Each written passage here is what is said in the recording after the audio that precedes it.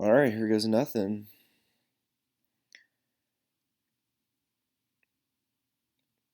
This vlog is called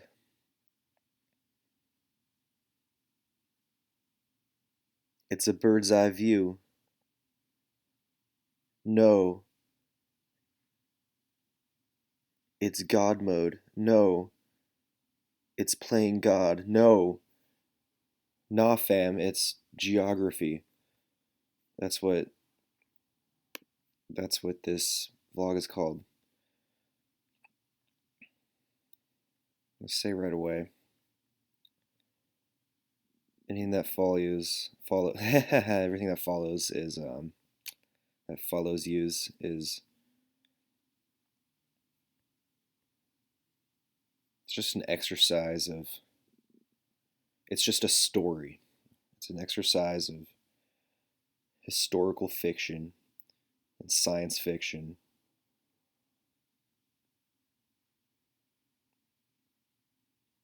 It's just ideas for a concept album.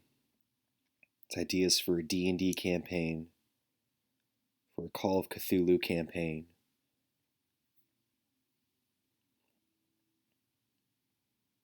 Maybe it has elements of slam poetry. Maybe it's a freestyle epic poem. But you can consider it historical fiction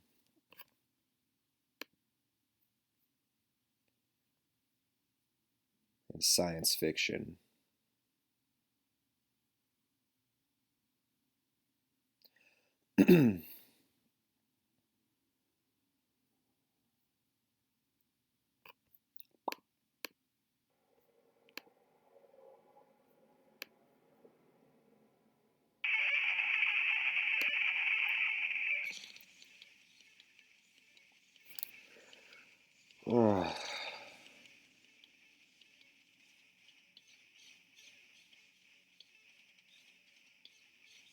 All right. Okay. I don't know. I just woke up with some thoughts. Things like some connections. Like I've already had these, but these were a little more laid out together. Oh yeah, that's what I was gonna say. So if anything I bring up in this fiction, in this epic poem, freestyle, if I bring up a historical date, if I bring up a scientific concept, just treat it as a historical fiction date and a science fiction concept, but ones that maybe could encourage you to look up any real world similarities and applications and concurring events and concepts.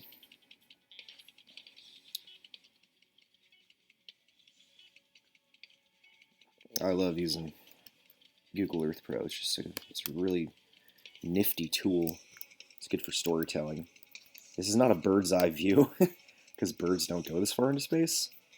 I don't know what you would call this, honestly. In some video games, there's like a god mode, but that's more of like you can hack in and change features. So it's not exactly what this is. At one point, I've used the term playing God, but that's the kind of thing that can trigger some snowflakes. So I don't really know what you call this. It's just geography. That's all it is. It's just geography. At the end of the day, that's all it is. It's GIS. It's Geographical Information Systems. The system being Google Earth Pro. It's just a really nifty storytelling tool. Where does the story begin? I have a feeling it's going to begin and end around here in the US of A. Alright. Okay, how do I tie this in? Okay. kind of planned like a middle for the story. I don't know how I'm going to start it. All right. I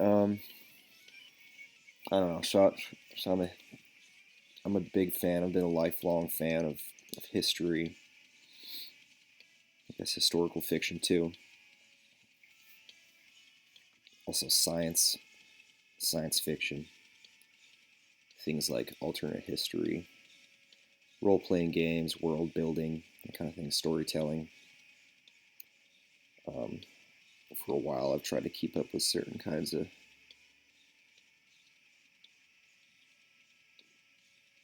information sources and news. I don't really do that anymore. I'm trying to just focus on more professionalism, but it's still good to take a break and have an exercise of thought for my own entertainment and relaxation and inner peace. Just vent in a personal vlog here and there, like many other people do. Alright, so this story. Just a collection of words to not be taken so seriously, but if anything can encourage you or not to look into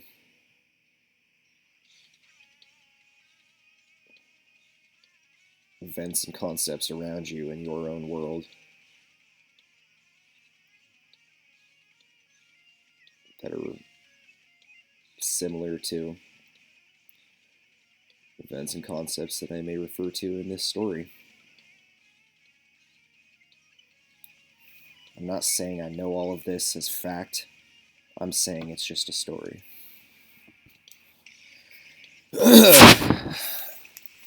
Alright, well. Okay, so you have this country, you have the United States of America. It has a lot of fucking environmental problems. The standard of living is like the highest in the world. It's a really expensive way to live. It requires a lot of resources, a lot of energy, produces a lot of waste just to be alive, just to be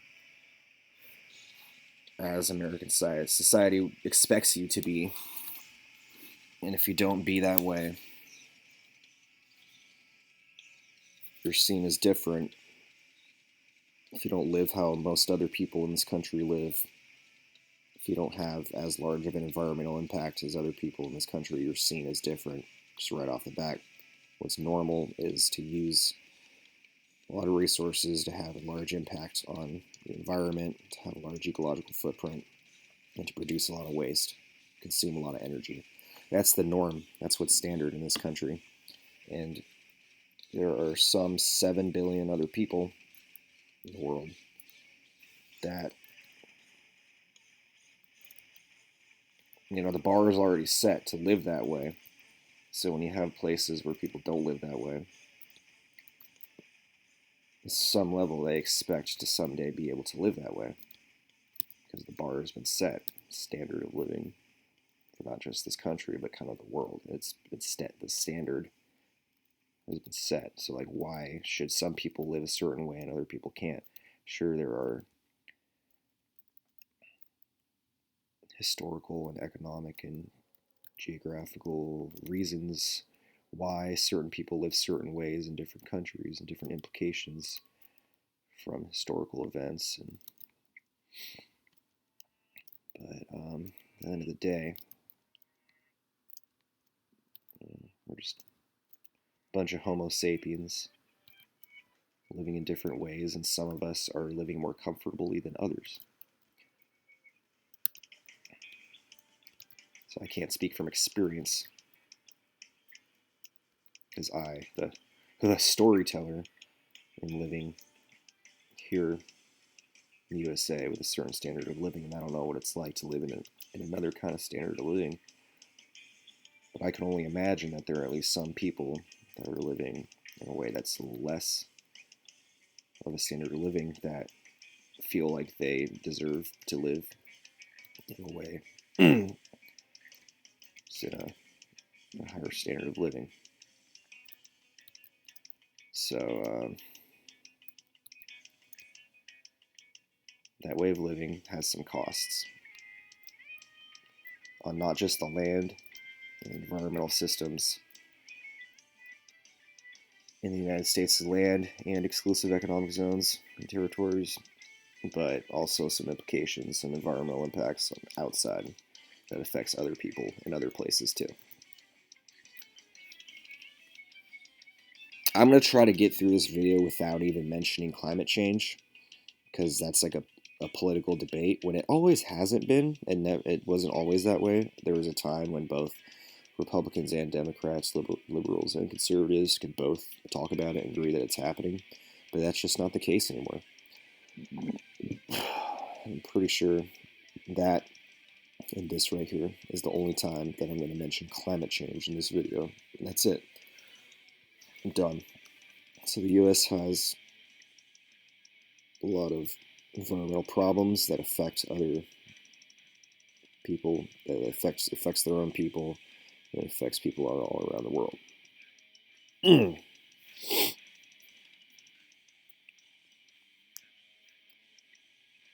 This includes soil degradation and soil depletion,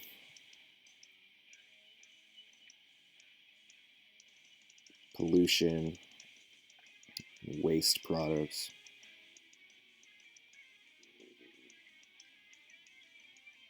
declining populations of pollinating species. I can break down each of these a little bit. So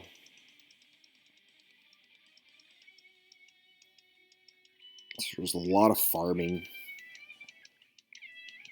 a lot in like this kind of region of the country, which is like a lot more farming than a lot of other places have, right? It's just a ridiculous amount of agriculture going on, and a lot of it is done with certain kinds of methods. They've been going on for decades, maybe longer, you know. What do I know? Don't take it as fact, take it as fiction that maybe or maybe won't inspire you to look it up and confirm it for your own world, for your own reality. This is just a story. So the way that is a very common way that these economics, or I'm sorry, these I'm getting to that later.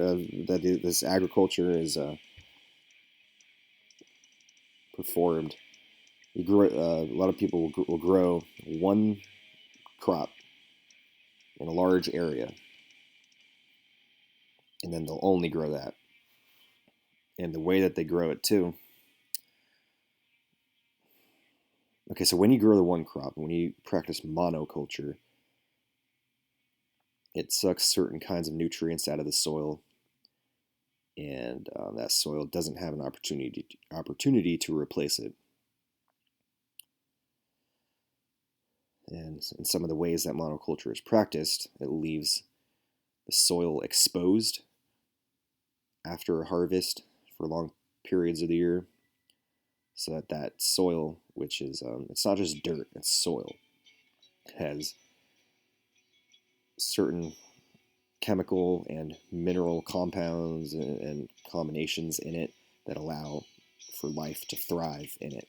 And it has life as well in it, microorganisms that allow for crops to be grown well. And as that soil is exposed after harvest during certain points of the year, things like wind and water will erode that soil, making it less fertile.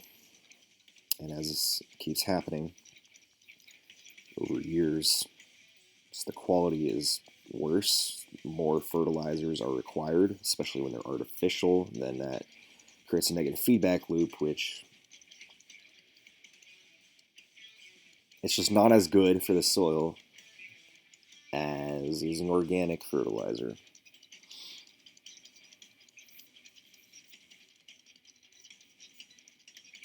This is all making it harder to grow enough food. It becomes more expensive. and that trajectory increases as long as these practices continue, as opposed to alternative practices which are a bit known and proven, but honestly might cost a little more upfront to practice agriculture in a way that can last longer without a positive trajectory of difficulty getting in the way.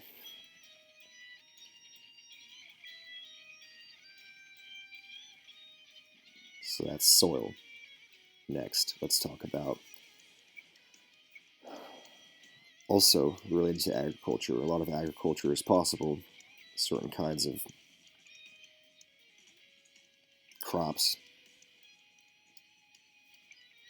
they survive because they get pollinated by insects, even by animals like bats and birds. Insects are pretty common. So a lot of these crops, they get sprayed with chemicals that are illegal to use in a lot of other countries in the world. But in this country, that's not the case.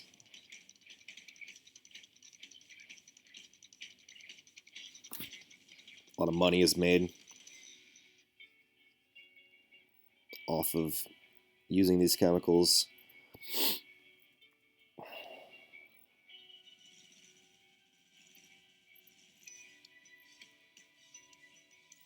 Our president has appointed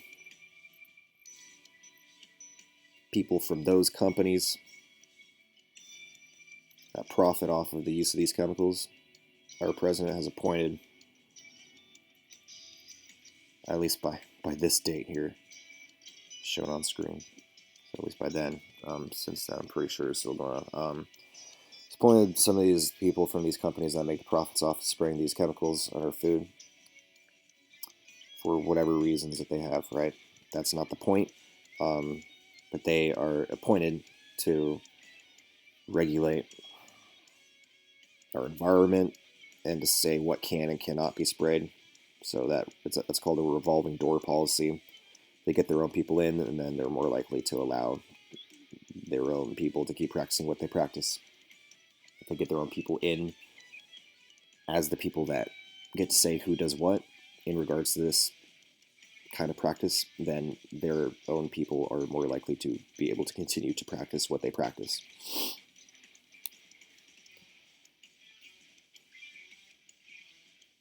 But there is a good amount of literature and evidence saying that those chemicals are a reason why pollinators, why the population of pollinators is declining, why they're dying off, why they're not reproducing at the rates that they used to.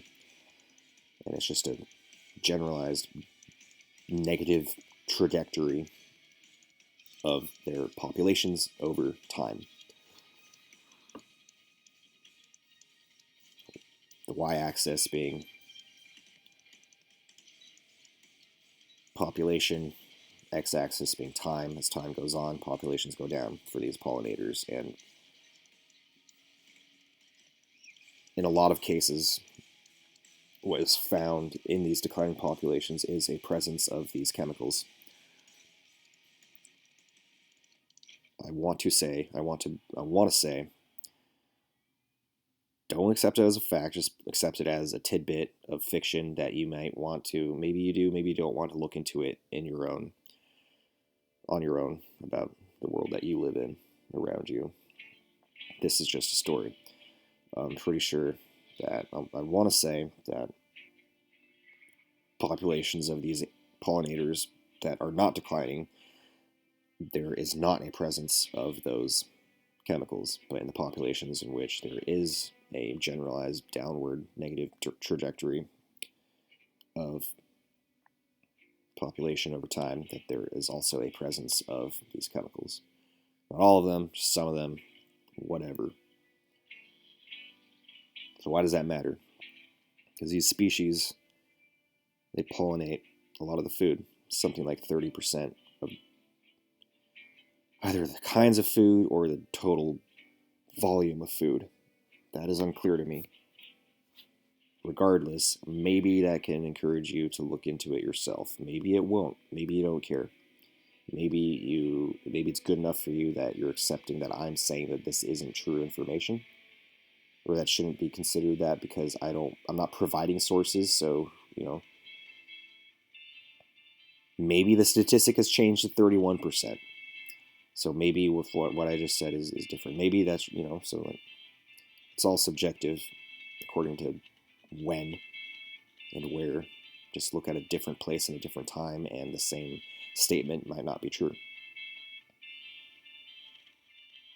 So let's just say that it's 30% of the food, at least in this area of the world,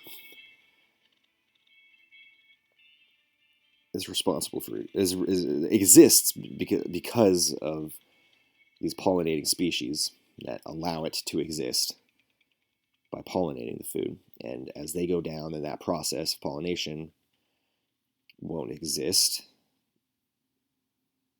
And then if it's assumed that no replacement is found, like in that Black Mirror's episode where artificial intelligence and robotics is used to replace that process, assuming that if it's assumed that that process will not be replaced, then it doesn't take a rocket scientist to understand that something that depends on something else, and that something else disappears, then that original thing that depends on that thing, then it's going to face problems, to say the very least. So that's the case with food being grown.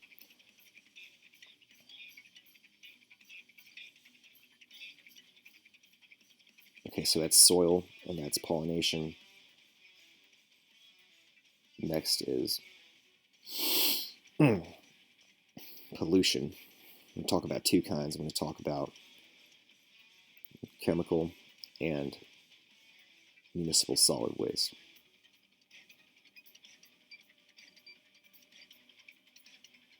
See, I mean, how seriously can you even take me? Because I don't even know if that means like duty waste or plastic waste. I don't even know. Solids. Solid waste produced by municipalities, whatever. I'm gonna say solid. I'm gonna say plastic waste. Okay, I'm gonna say material waste. I'm gonna say material waste and chemical waste. These are the two kinds of pollution that I'm gonna continue this story about. So I'm going to refer to one case that I know in which there's chemical pollution coming from the United States of America. So in this region, how I refer that there's a lot of agriculture going on. A lot of that kind of agriculture is comes from animals, called concentrating animal feeding operations. These are large facilities which large amounts of animals are concentrated into an area of land. And when there is so these animals, they exist on the land. Large numbers of these animals exist on a given area of land, and then they produce waste. They go duty, and that duty builds up on the ground. And when there's a storm event, that waste is washed away in runoff, and that runoff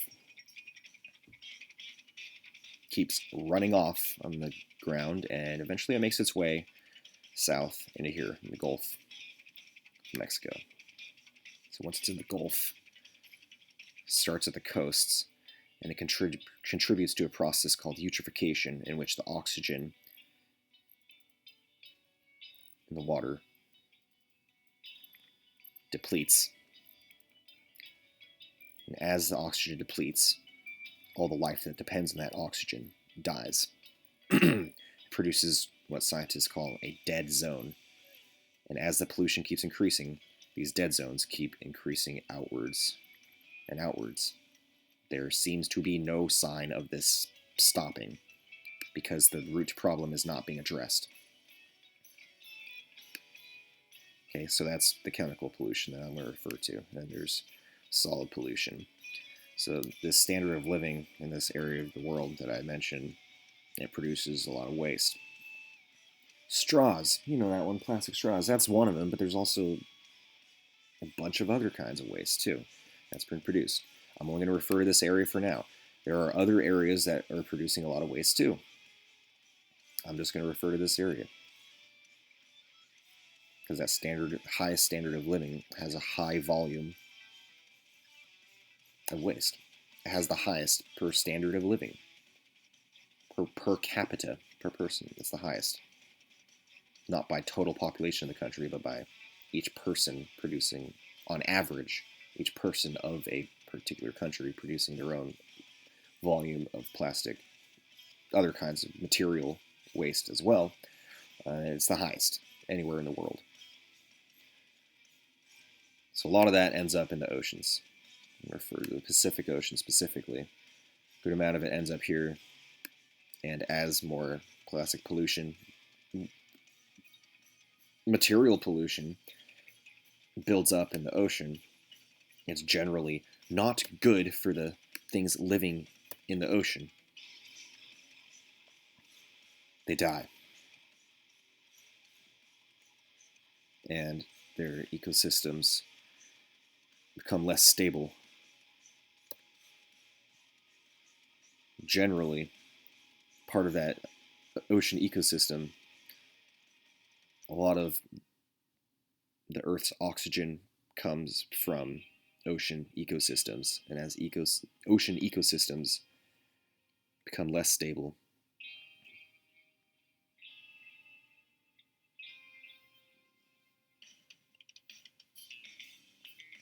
by either chemical or material pollution,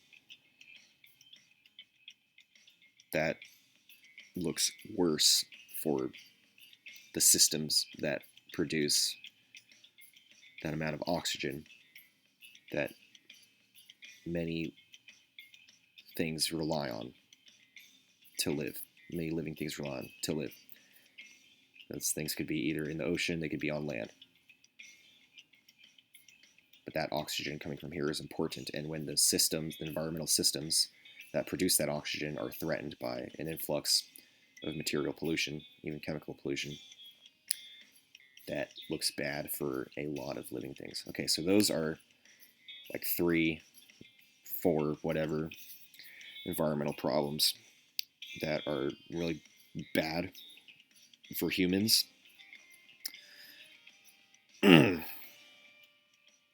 There, I did it again. I didn't even mention, and I did it without mentioning climate change. Okay, so why does this matter? Well, this is where I get into a little bit of economics and history, but it's still geography at the end of the day. So that's the physical environmental geography. Now I can get into the human, historical, and economic geography.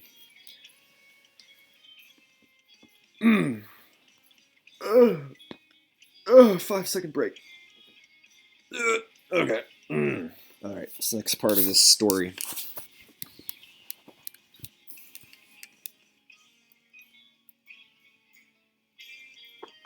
Next part of this epic poem, this freestyle. It's a little bit of slam poetry. This premise of a D&D campaign, this premise of a Call of Cthulhu campaign, this premise of a historical fiction, alternate history, and science fiction story. Next part of it. Why does it matter? Why does all of it? Why do these environmental problems matter? Other than just valuing human life. What else do people value? They value money. Okay, so why does this matter? People that like to make money? Other than just human life not existing, a single human life not existing, then that single human life can't make money or whatever. Like, that reason. Why does it matter?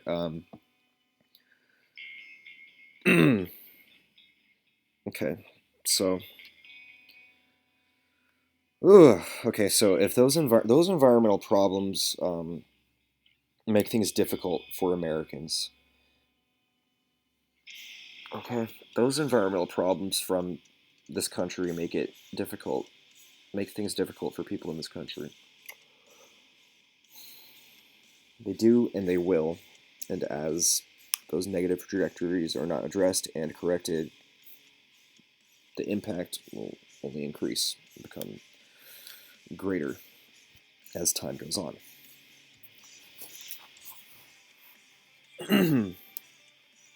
So it could be said that those events and concepts could place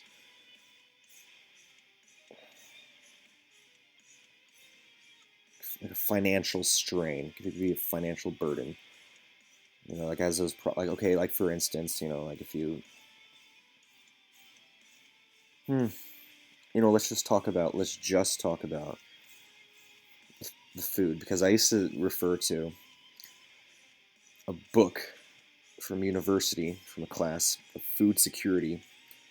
It's part of my physical environmental geography degree, so geography department at San Diego State University offered a food security course, and I took it. There was a book called Feeding the World by 2050, and it projected that people need to produce at least 50% more of their food supply, like to increase their food supply by 50% in order to feed the growing population by 2050. And I just saw the other day in a video by the UN saying that that figure is more like 70%. Not necessarily at the least, but they're saying that a 70% increase in the food supply is a good figure to reach to be able to feed people. They didn't say at the very least, like the book titled Feeding the World by 2050.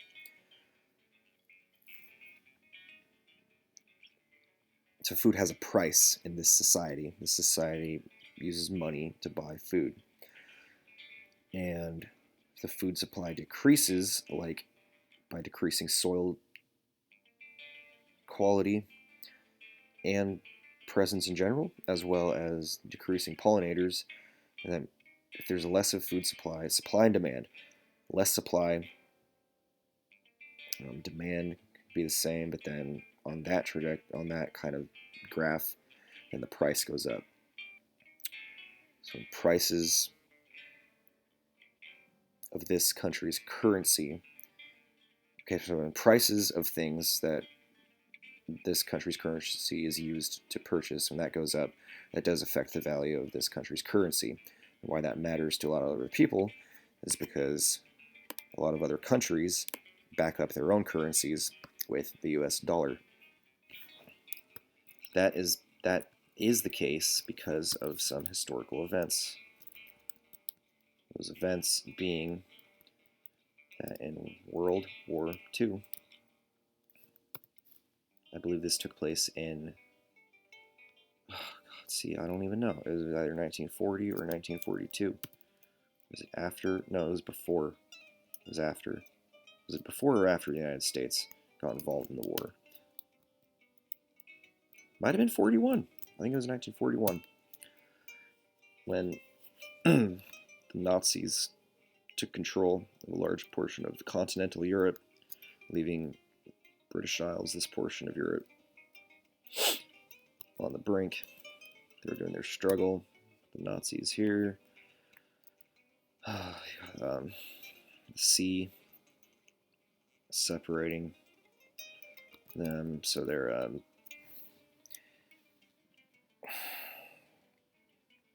getting their supplies by shipping. And that shipping was under threat by their convoys were under threat by German U-boats, submarines. So they made a deal over here. The UK made a deal. So the British Empire made a deal with the United States, saying that if the United States gave the UK something like 48 ships, maybe it was like 50 ships, 52 ships, I don't know, to be able to defend their supply convoys from submarines. That the exchange for that would also include, so if the U.S. gave the British Empire those ships, then the U.S. would have access to trade in the British Empire's economic zones in their empire.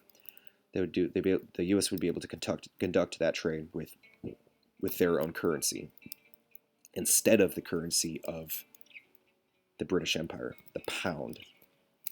Was it the pound at the time? I don't know.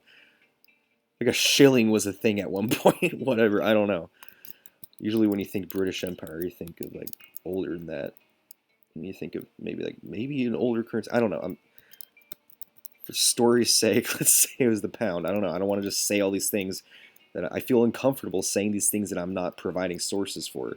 So that's why you should just consider it a story. And if you care to, then you can verify it yourself. It's just a story. If anything, is it entertaining you? Is this story entertaining you? Okay, so it's just a story. So that amount of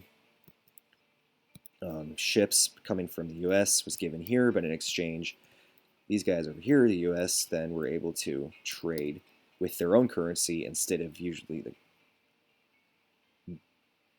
the owner of the empire in these lands, like instead of their own currency, instead of pounds, it was able to trade in dollars. So that included areas like this area of Africa, a lot of this area in Africa, this area of the Middle East, included the Indian subcontinent, included Malaysia, Myanmar, Hong Kong. These islands here include Australia, New Zealand, parts of the Pacific. I think maybe even like a little area here. I think it's right here. Was it? Of Central America, Caribbean, and a little bit of South America there. Canada. Why not? Falklands too. So now the U.S. were able, after that exchange of ships, then the U.S. was able to use their money in a lot more places. And then from there, just continuing from there, I want to say it was in the 60s, maybe the 70s, and the U.S. made a deal where this oil-rich country, the Kingdom of Saudi Arabia, that they would be able to trade their most abundant natural resource, oil. See, I mean, I'm not verifying it, but I'm pretty sure that they have more of that than natural gas. So I'm just gonna call it that I'm just gonna call it their most abundant resource. So they were able to trade theirs in U.S. dollars, so that other people wanted to buy it from here. Then they had to buy it in dollars. So that happened. So that's something that happened in 1941, and then something that happened in the 60s, maybe the 70s. You know, don't quote me on it. If you're interested, maybe just look it up yourself. You know, you don't have to take don't take what I say seriously. Just, if anything, just if it intrigues you, and it entertains you, then whatever. You know, it's just a story. Okay, so those are some reasons why the value of the U.S. dollar matters to people outside of its own territories and exclusive economic zones. And that's why that when things stateside affect the value of this country's own currency, the U.S.'s own currency, things such as environmental problems that have nothing to do with climate change, that are a big deal and will have a very noticeable financial burden associated with those environmental problems if they continue. That's why that would matter to many other people outside of the world. So that's usually the case. That has been the case after the Cold War, when the U.S. won, and they were able to, exert hegemony, mostly global hegemony. In a lot of ways, this doesn't matter as much. In some ways, because around the year 2015, the Russian government, they developed a financial system to break away from that sort of global financial system centered around the United States' currency. So in this part of the world, they were able to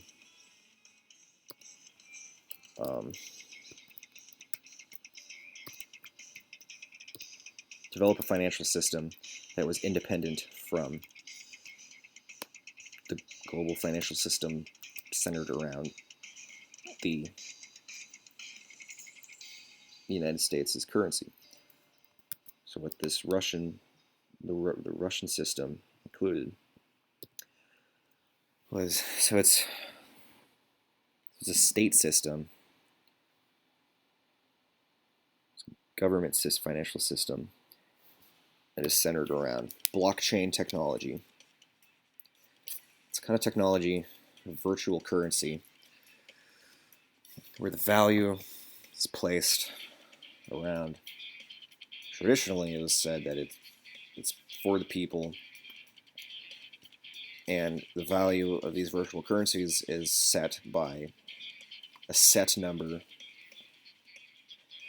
of unknown sources,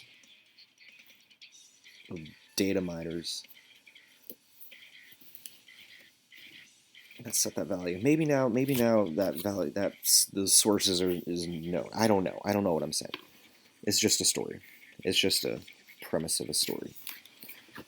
So now this government with, whoa, that was interesting. With a ridiculous amount of resources, natural resources. Oh, I did it again. Cool. A lot of oil, a lot of natural gas, a lot of metals, a lot of like radioactive materials, like uranium, which can be used for energy as well as weapons. These are all a lot of natural resources that make a lot of money. They even have a lot of water, they have a lot of agricultural land, they have a lot of timber. They just have a lot. And that nation's natural wealth then is translated into its monetary wealth, which has just been declared less dependent on the global financial system, which relies on the US dollar, which is centered around the US dollar. So that happened around 2015, and it exists around virtual currency.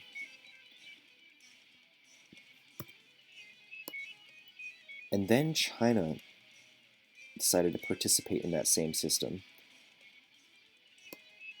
where, okay, so in geography,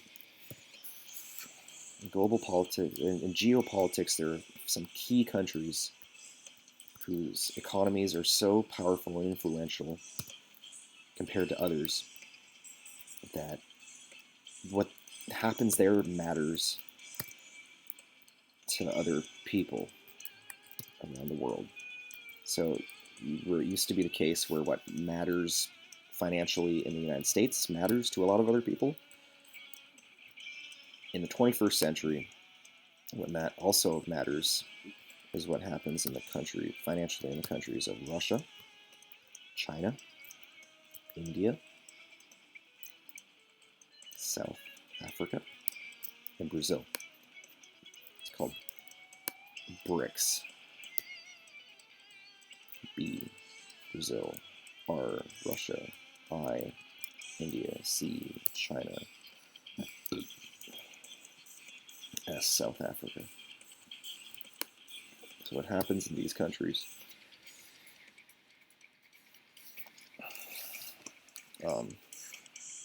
What happens in these countries financially, it has large ramifications for people outside of those countries. Okay, so that financial system independent of that centered around the United States' currency, which that system which exists in virtual space. with blockchain technology, where blockchain technology is used, the value of it is set by, traditionally it's referred to as an unknown,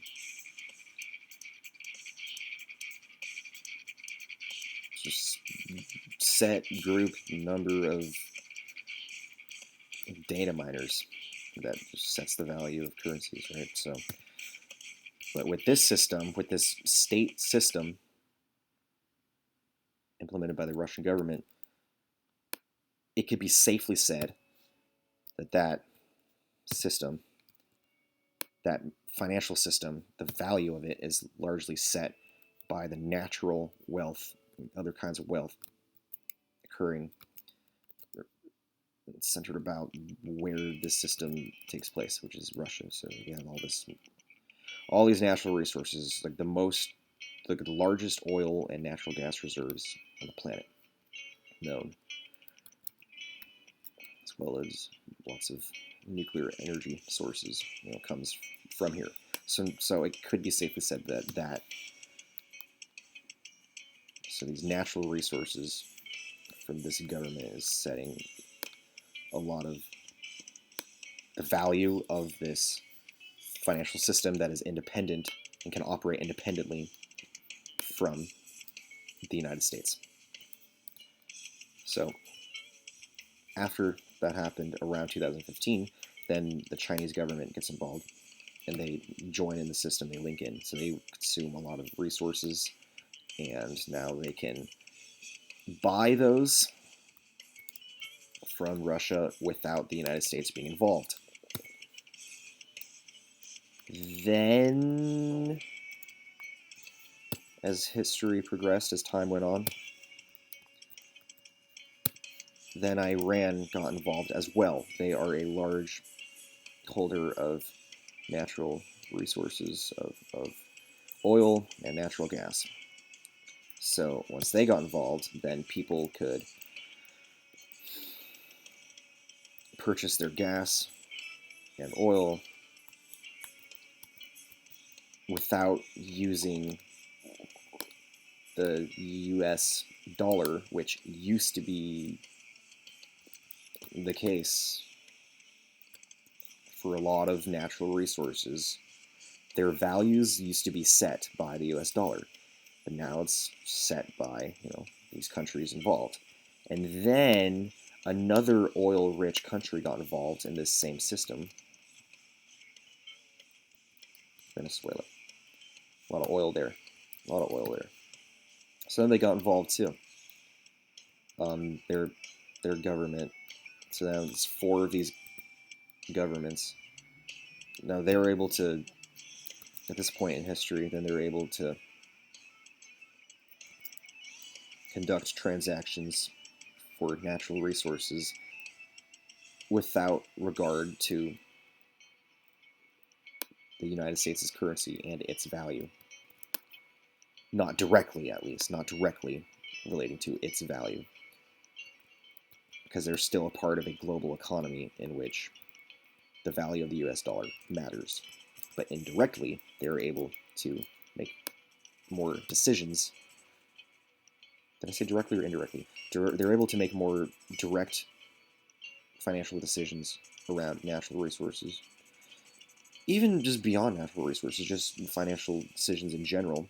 But remember, it's based around, it's allowed because that system that they're using, it has value because of these natural resources from these regions.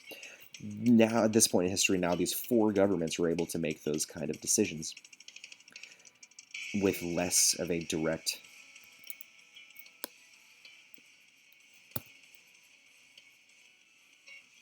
influence, without having to consider more directly the financial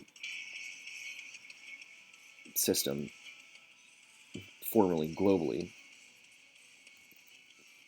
set up that is centered around the US dollars, the US dollar, the United States currency.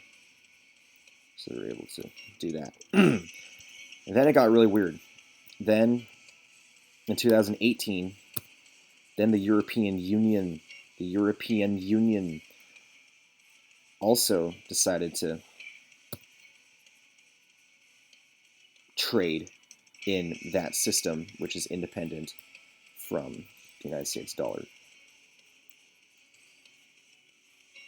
So actually before that, even before, in 2000, I want to say in 2017, in Saudi Arabia, contrary to the deal made in the 60s or 70s, I don't know, in which they would sell oil in only dollars. Now they're selling it as of 2017, then they're selling it in Chinese currency, which means that countries around the world can purchase oil from this country in China's currency. And since they're linked in also with Iran and that large supply of oil as well, and natural gas, just the financial institution set up globally for the United States dollar, it's just looking a little less necessary, just because now there are other options. Okay, so that's 2017. I think, I'm pretty sure. Then in 2018, then the European Union gets involved too. So now the European Union, this is huge. They have a larger population than the United States. Don't quote me on it. Maybe they use more resources, and maybe they have maybe their impact is larger than the United States. Maybe their environmental impact is larger. Whatever. Maybe it's not. It's still pretty freaking high. So now they can, at this point, now they can use the euro to buy oil without having to convert it to U.S. dollars. They can buy it from these regions of the world without,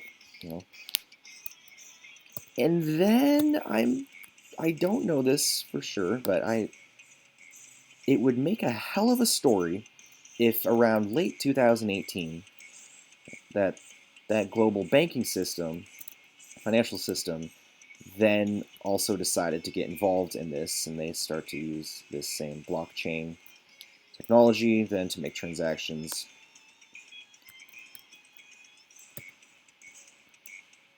in oil. And they can do more trade with places like so at that point, then late 2018, it'd make a hell of a story if we could use a traditional financial system that was formally set up globally to be centered around the United States dollar. That at that point in history, in 2018, then you could use the same system to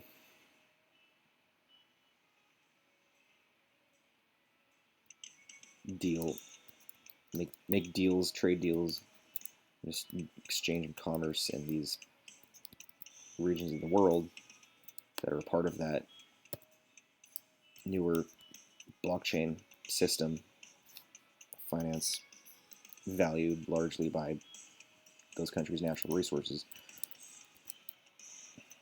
So for the sake of the story, let's say that happened around 2018, late 2018, very late 2018, December. So what that means for the story is that a lot of the financial decisions, so the U.S.'s currency is still used as a reserve currency around the world, a lot of different places. But how it used to be is that there wasn't an alternative to support each country's own currency. But at this point, there is. Which means that when there wasn't much of an option for these other countries to use their own countries, to back their own country's currencies with using the US dollar as their reserve currency, using the US value of the US dollar to give their own currencies value. That itself, that was a mutual symbiotic relationship in which these countries and their currencies, they got their value from the US dollar, and then the US dollar had value because these other countries are using it. But now there's this other option for other countries to get their own currency's value separate from the United States' value. That means that it's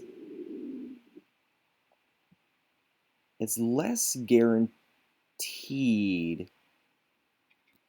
that the dollar will. It just doesn't have as much confidence around the world. It's not. Okay, hypothetically, if other countries wanted to stop using the dollar as their reserve currency, if the other countries wanted to stop giving their own currencies value because of the US dollar, now they have an option. That means that mutual symbiotic relationship that gives the US dollar value, that means that is not guaranteed anymore. That's all I'm saying. That's the difference. That's less of that confidence about the quality of the US dollar, which currently it's not a problem, but it could be a problem if it only takes one orange man who is considered the most powerful man in the world. If he does things that the other people in other countries don't like for instance, oh, damn it, see, I'm not referring to this as like, this is just what other people think. So other people around the world think that the United States has, see, I didn't want to mention climate change again, but it does come back to environmental issues, at least just topics of environmentalism, whether or not they are actually environmental issues. That's throwing a bone to quote-unquote climate change deniers, because they don't think it's an actual issue. But regardless, many people around the world consider it an issue.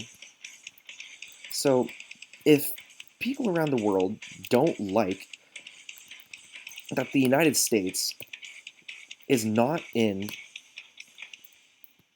agreement with many other countries around the world in regards to what to do about climate change and to even acknowledge it as a problem, the same as other people in the world, if the United States isn't involved in the Paris Climate Agreement,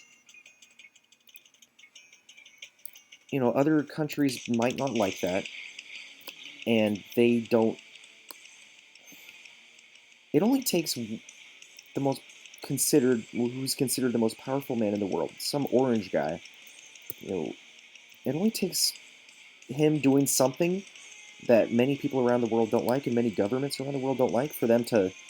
It only takes that much for other countries to stop wanting to give their value, their country's currency's value, stop giving it value based off of the United States' currency,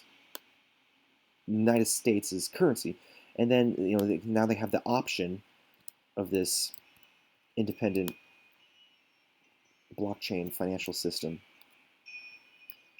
So if that were to happen, if these other countries were to use their country's currency's value to be based around something other than the US currency's value, then that would give less value to, or it would give the potential for there to be less value to the United States' currency. And another thing that okay, full circle, why the United States' environmental problems are everyone else's business, not just because of environmental systems directly, such as our food supply not feeding other people because it has its own environmental problems, and our pollution damaging and degrading an ecological system that everyone depends on for oxygen. Other than that, it matters financially, because if we, in this country, if we continue to allow the degradation of our soil quality and the extinction of our pollinators, that would mean that eventually, if that were to continue, then it would logically follow that within time it would be expensive to buy food in this country, meaning that there would be a financial burden placed on the value of the US dollar. And if these many other countries that have, for a while now, for decades, been using our country's currency's value to give their own country's currency's value, then now they have the option to not be affected by that. And if they exercise that option, that would be yet another thing that would be shitty for the United States, that being that our country's currency would have the potential to lose its value, because other countries giving it value would no longer be giving it value.